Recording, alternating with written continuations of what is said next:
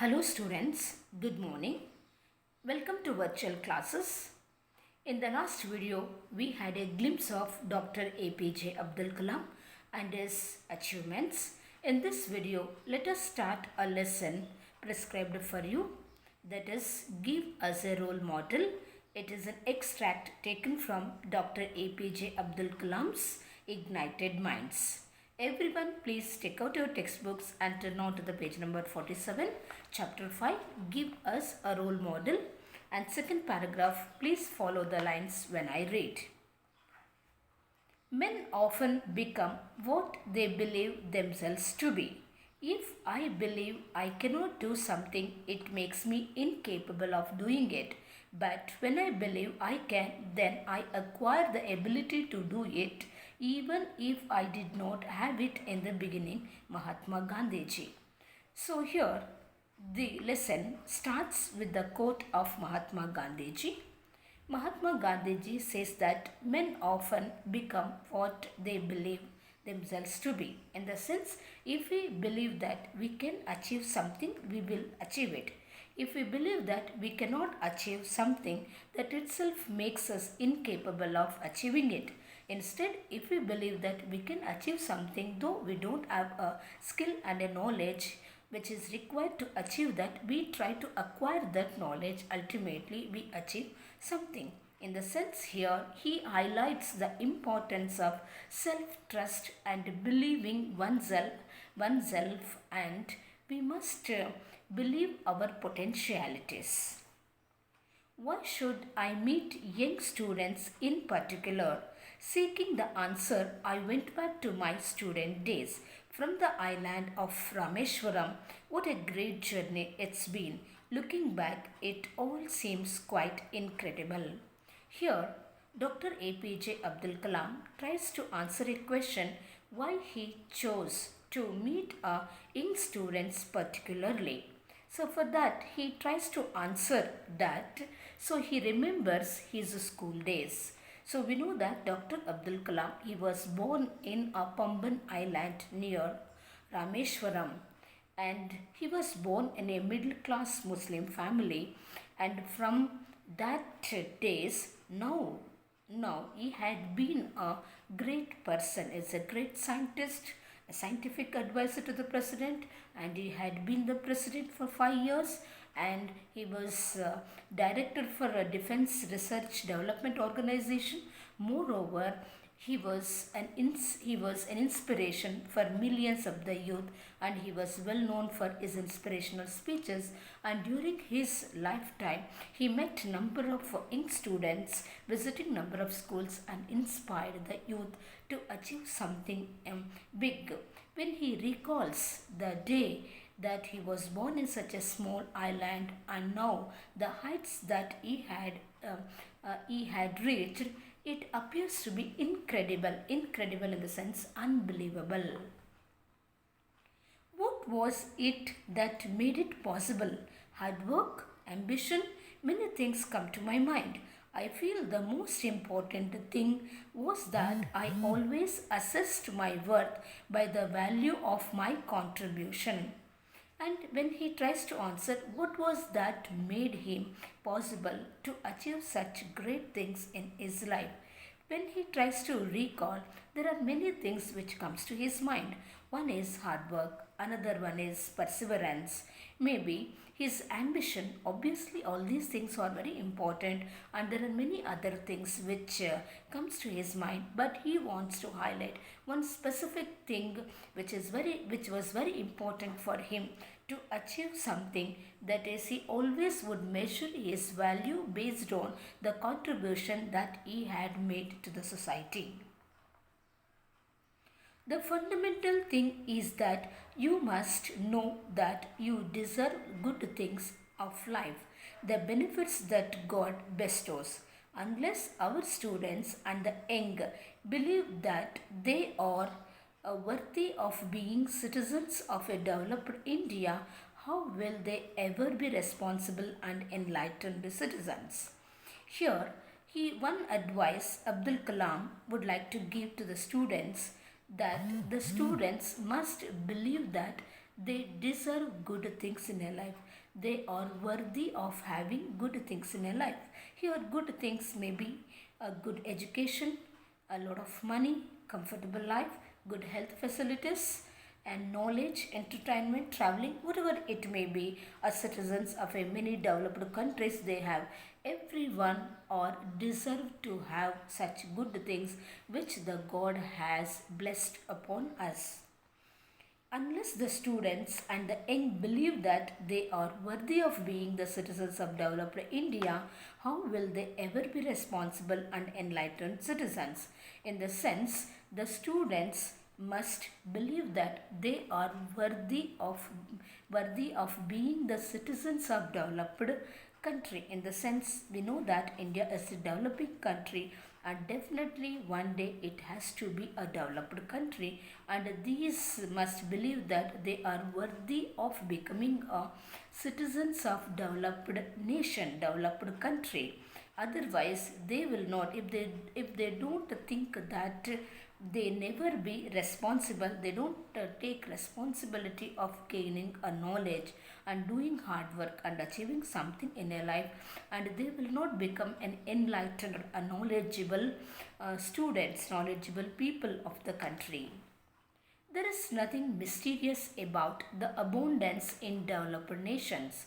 The historic fact is that the people of these nations, the G8 as they are called, believed over many generations that they must live a good life in a strong and prosperous nation. The reality became aligned with their aspirations. Now, when you just think of the G8 countries or a developed countries in the world now, we always think it is quite mysterious how much they could possess so many things, how much they could have a lot of money, high technology, research centers, a big institutions, a comfortable life, a lot of money for the people. So high technology, what we don't have in a developing countries. When we think all these things, we feel that it is mysterious. There is nothing to be mysterious. So what made such countries to be in that position today? Because the citizens of that country, okay, in the sense, the citizens of the country from many centuries before, from many centuries, generations, the citizens had dreamed of living in a developed country. They tried, they worked hard from many generations. Because of that, today they have become developed country, and the citizens are the citizens of a developed country. Obviously, if we start doing it now for our India, when our young students they dream of becoming a citizens of a developed country and start working it, one day obviously India will be a developed country, and these people will be the citizens of the developed country. Page number 48, second paragraph.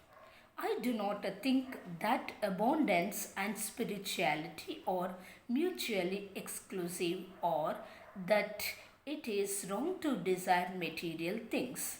So, generally, the people think that spirituality and abundance are a different things or a separate things. But Abdul Kalam says that is abundance and spirituality are mutually exclusive, in the sense they are not separate. In the sense, it is not wrong to possess a material things. The people, especially the spiritual leaders or spiritual gurus, they say that we must not desire for a material things. But here Abdul Kalam want to stress the point that there is nothing wrong to desire for a material things. There is nothing wrong to possess a material things, in the sense a comfortable house, lot of money, a good job, whatever it may be. It is nothing wrong to have it. So spirituality and abundance, they are not separate. For instance, while I personally cherish a life with the minimum of possessions, I admire abundance, for it brings along with it security and confidence, and this eventually help preserve our freedom. Nature too does not do anything by off measures. As you will see, if you look around you, go to a garden in season, there is a profusion of flowers, or look up, the universe stretches into infinitude, vast beyond belief.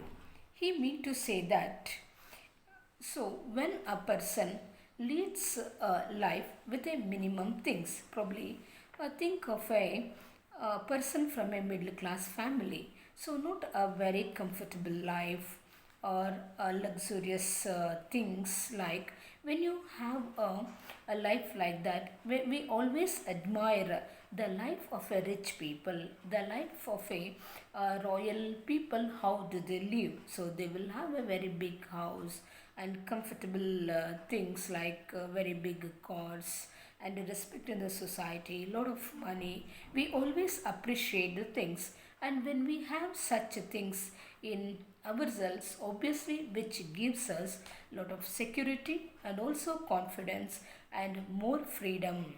So even in nature also, it cannot do anything with a little things. When you have an abundance of things, obviously people will enjoy it. So with that, we will have more security and confidence. All that we see in the world is an embodiment of energy. We are a part of the cosmic energy too, as Sri Aurobindo says. Therefore, when we begin to appreciate that spirit and matter are both part of existence or in harmony with each other, we shall realize that it is wrong to feel that it is somehow shameful or not spiritual to desire material things.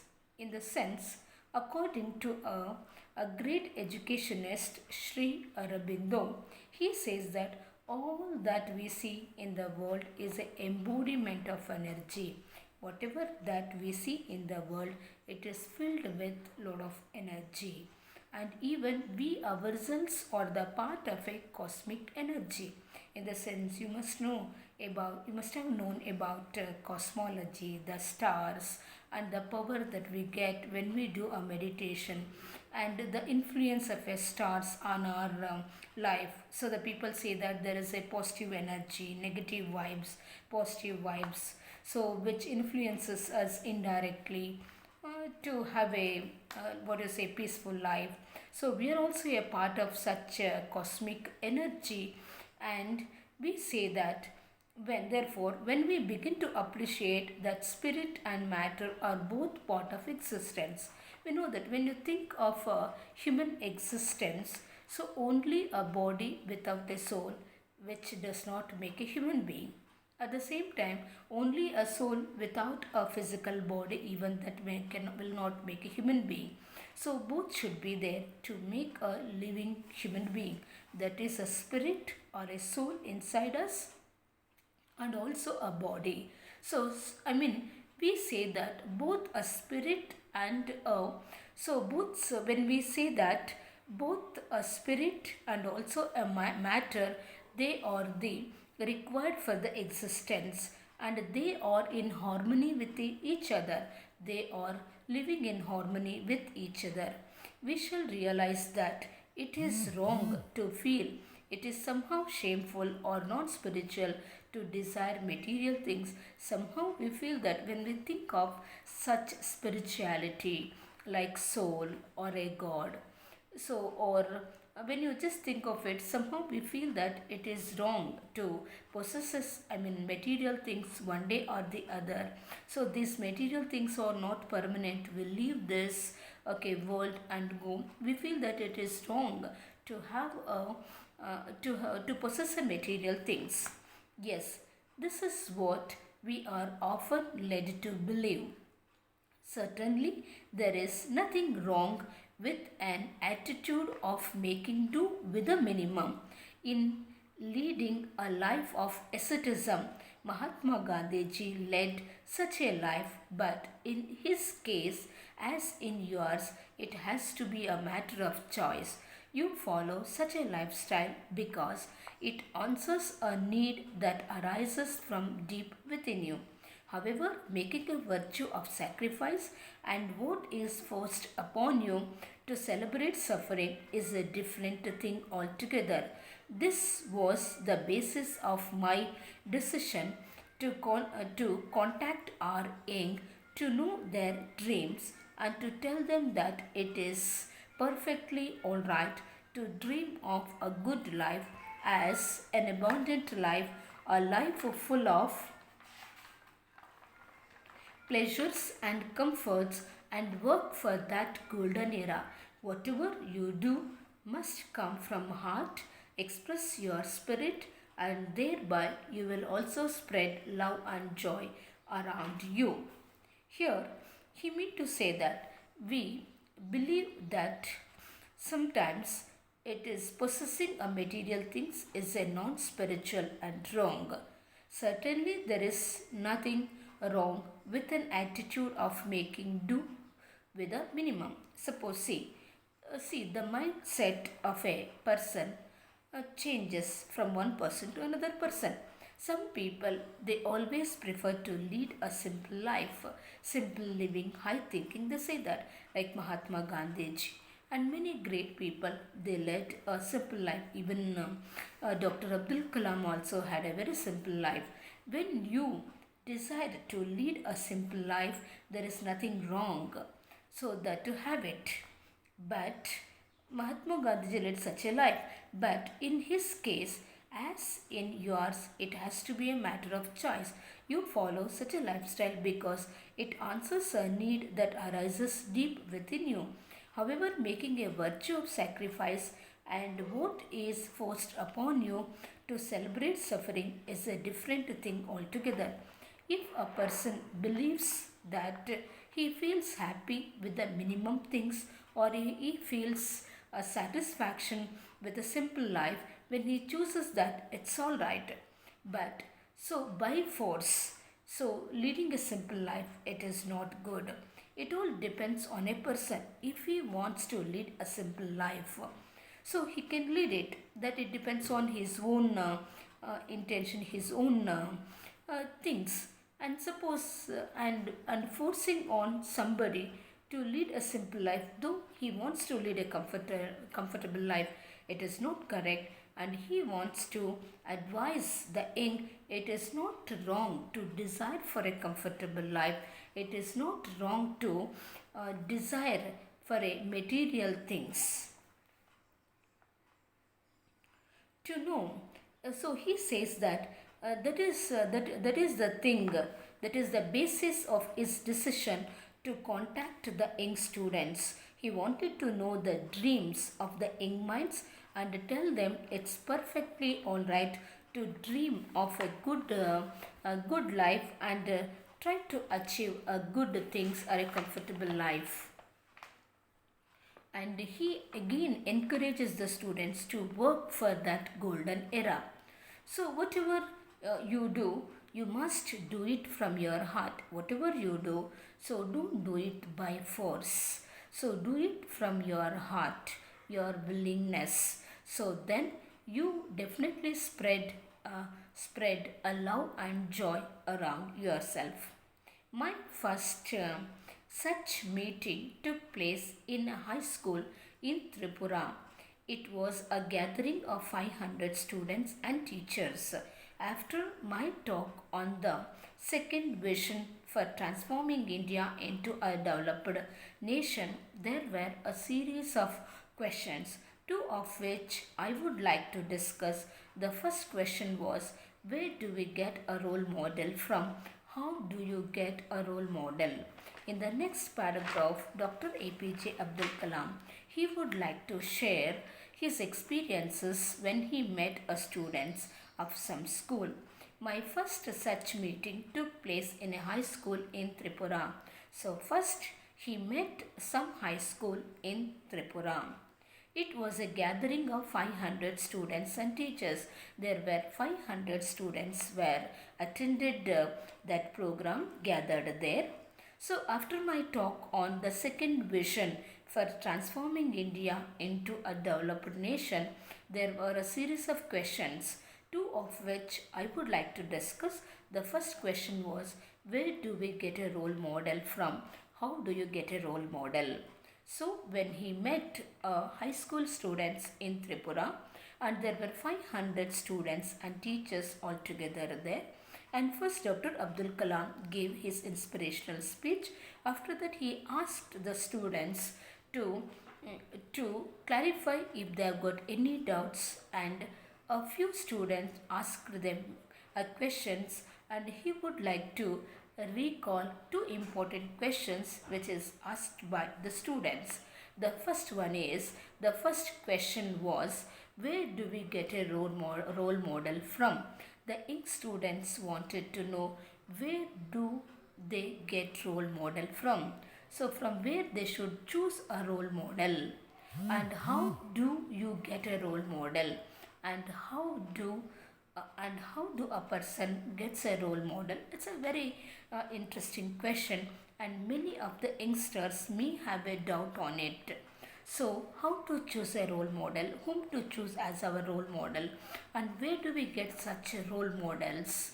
Because when we have a role model, we can follow their footsteps and achieve something great and try to become such great people. Whether we are aware of it or not, from childhood onwards, through various phases of life, we adopt role models. I said, when you are growing up, say till the age of 15, the best role model I can think of would be your father, your mother, and your school teacher. They, to my mind, are the people who can impart the best guidance during this period. Answering to these questions, Abdul Kalam said that, so whether the students are aware of it or not, so from the childhood onwards, in various phases of life, the students, youngsters, they adopt different role models. And he said that when the children are growing up to the age of 15 years, they can keep either their father, their mother, or the teachers as the role models. According to him, so they are the people can give a best guidance during that period. I turned to the teachers and parents present there and told them what a big responsibility they have. I personally believe that the full development of a child with a value system can only come from these people. And he says that after saying that they can choose a role model from their parents and from their teachers until the age of 15 years, and then he turned towards the parents and the teachers and said that what a big responsibility that they have in molding the students, youngsters, into a great personalities. And obviously, they say, and he believes that the full development of a child, a knowledge wise or ethic wise or a value system or a moral values what they adopt, everything depends upon what kind of a guidance that they get from the teachers and the parents. Yeah, so these people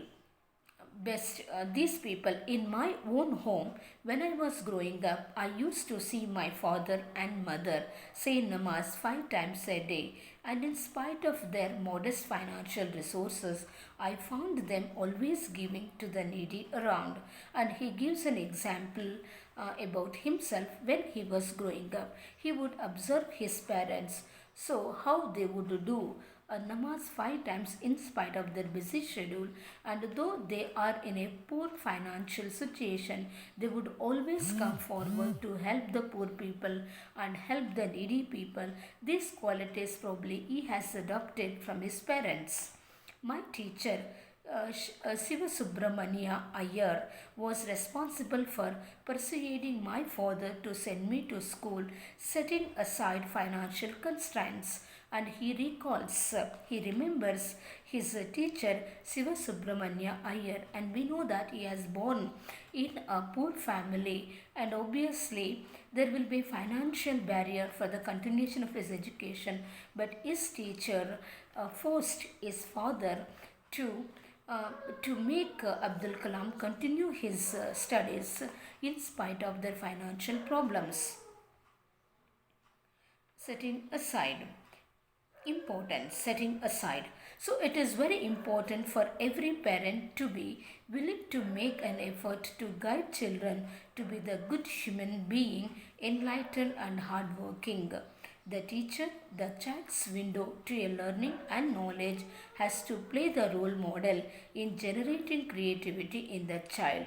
And he says that a parent must be willing, he has got a great responsibility in guiding the children to do hard work and to achieve something and to be a good human being in a life. At the same time, as a teacher, we call it as a window to the knowledge. Okay, the teachers must always work hard and strive hard in order to enlighten them, give them a knowledge and develop a creativity and generating a creativity in the child. This triangle is indeed the real role model. I can think of it, that is a parent, a student and a teacher. These three a triangle, it's very important in molding any student into a great person. I can I would even go to the extent of saying that if parents and teachers show the required dedication to shape the lives of the young, India would get a new life. And again he stresses that if the teachers and the parents shows the required dedication in guiding the students, in molding the students, obviously India will have a new life. As it is said, behind the parents stands the school, and behind the teacher the home. And he says that behind every parent there will be a school. We say that obviously mother is the first teacher and home is the first school. So a parents and the home, they should give a good value system and also teach good things in a children, and and again a school should work hard in developing intellectuality and creativity in the children. Education and the teacher student relationship have to be seen not in business terms but with the nation's growth in the mind. So how should be the relationship between a student and the teacher?